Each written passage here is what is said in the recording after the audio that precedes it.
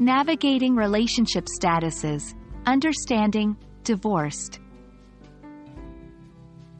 Hello, English language learners around the world. In today's lesson, we're going to delve into a specific topic under the family and relationships category. We'll be focusing on how to describe a particular relationship status, that is, being divorced.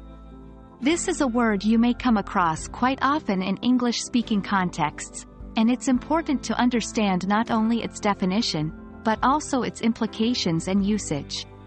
So, let's get started. First things first, what does divorced mean?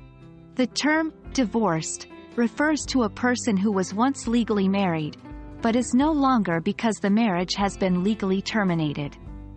This is different from separated, which is when a married couple lives apart but is still legally married.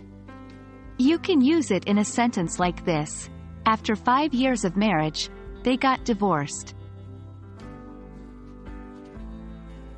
Understanding the definition is just the first step. Let's now learn how to use divorced appropriately in a conversation. Here are some examples. My parents are divorced, so I spend my holidays between two homes. She got divorced last year and is now living on her own. After his divorce, he decided to move to a different city. Note that divorce is also a noun referring to the legal process of ending a marriage.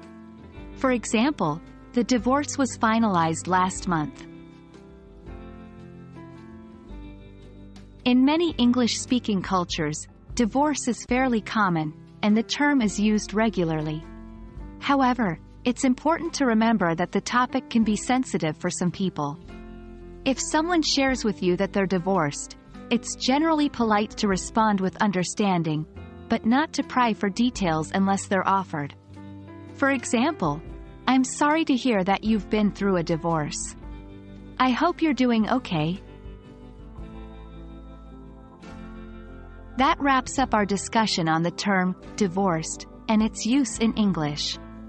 As you learn more about family and relationship statuses, remember to always be respectful of the personal situations and feelings of others. I hope this video has been helpful for you, and I look forward to continuing our journey through the English language together. Happy learning!